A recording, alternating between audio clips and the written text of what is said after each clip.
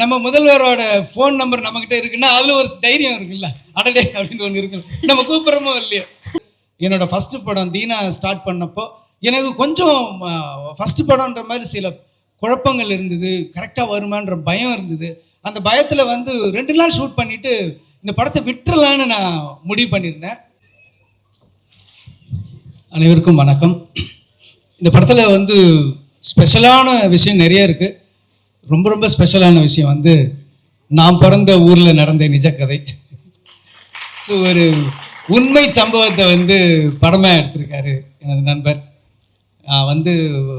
விஜய் ஆண்டனி சாருக்கு வாழ்த்துக்களும் நன்றியும் சொல்லணும் சார். இந்த மாதிரி ஒரு கதையை, ரொம்ப கஷ்டமான கதை, எப்படி இருந்தாலும் இதை ஒரு ஸ்க்ரீன் ப்ளே பண்ணி எப்படி ஜனங்க பார்க்குற அளவுக்கு பண்ணாரு. எனக்கே ஆச்சரியமாக இருந்தது.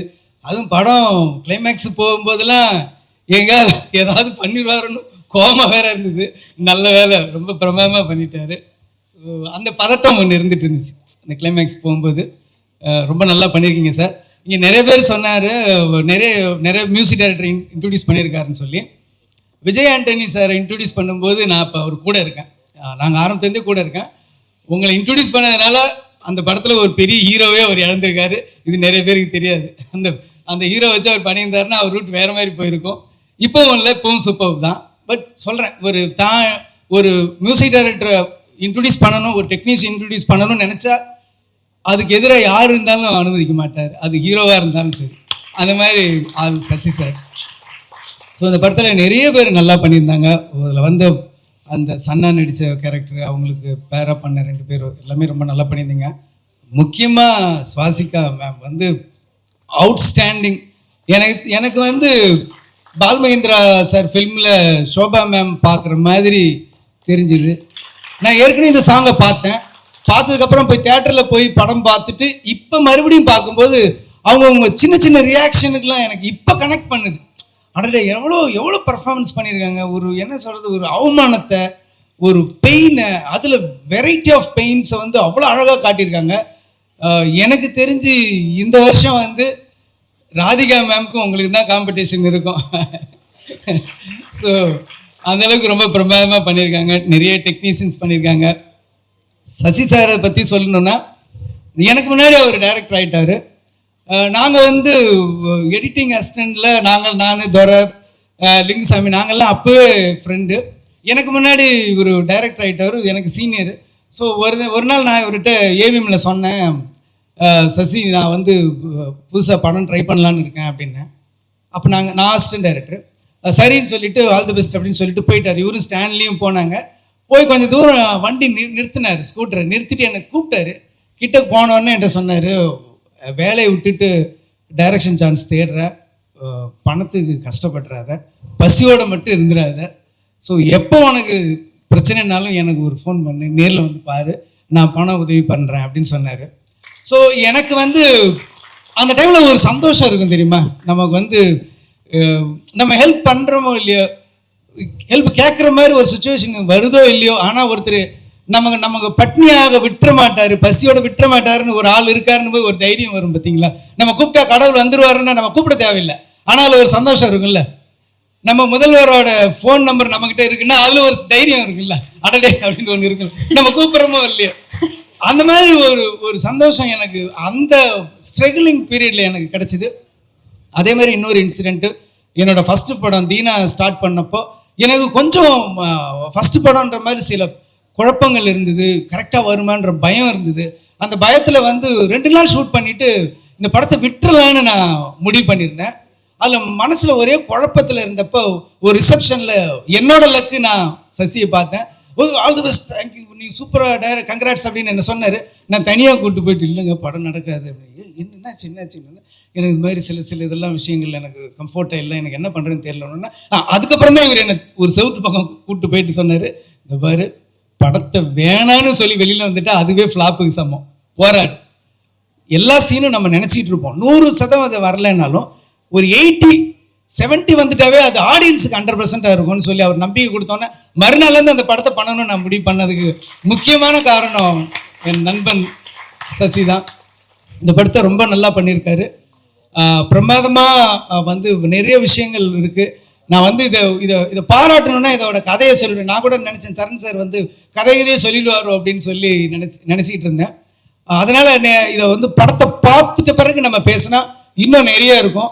நிறைய புரட்சியான விஷயங்கள் இருக்குது. இந்த சமூக நீதி பேசிகிட்டு இருக்க நிறைய அழகான கருத்துக்கள் சொல்கிற ரஞ்சித் சார், வெற்றிமாறன் சாருங்கள் படங்கள்லாம் கூட என்னன்னா நம்ம நிறைய ஜாதியில் சம்பந்தப்பட்டு இருக்கு, மதங்கள், ரிலீஜியஸ் நிறைய சம்பந்தப்பட்ட ஏற்றத்தாழ்வுகளை நம்ம சொன்னாலுமே கூட ஆனால் நம்ம வீட்லேயே வந்து ஆண் பெண்ணுக்குள்ளே ஒரு வித்தியாசம் இருக்கும் அப்படின்னு சொல்லி நம்ம கண் கூட பார்க்கலாம். நாங்களாம் வந்து நான் சின்ன வயசில் இருக்கும்போது காலையில் எனக்கு வடித்த புது சாப்பாடு கொடுப்பாங்க.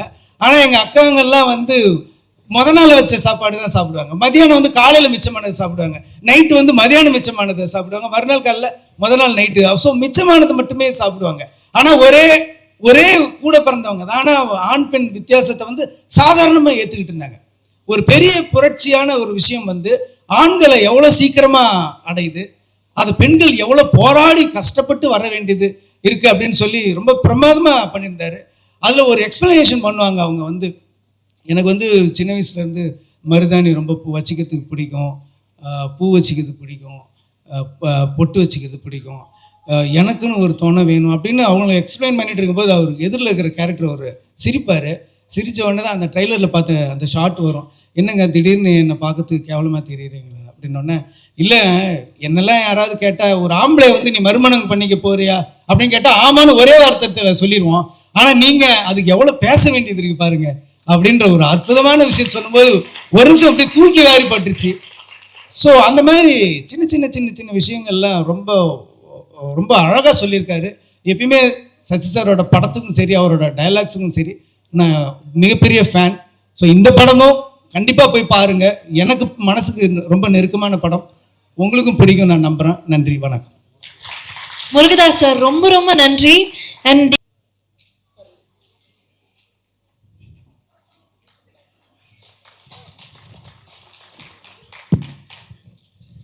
வணக்கம். சதீஷ் சார் வந்து ரீசெண்டாக I had lot of chances to interact with him closely. But ஆனால் அதுக்கு முன்னாடியே is very very inspiring film maker. One of the very few film makers who still believes in writing. அதாவது ரைட்டிங் ஒரு படத்துக்கு எல்லாத்த விட யார் ஹீரோ, எவ்வளோ பட்ஜெட், எல்லாத்த விட வந்து அந்த ஸ்கிரிப்டுக்கு ஒரு இம்பார்ட்டன்ஸை இப்பயும் வந்து ரீஇன்ஸ்டேட் பண்ணிகிட்டே இருக்கிற வெரி ஃபியூ ஃபில்ம் மேக்கர்ஸில் நீங்களும் sir. I always big fan of your writing and execution of that particular script.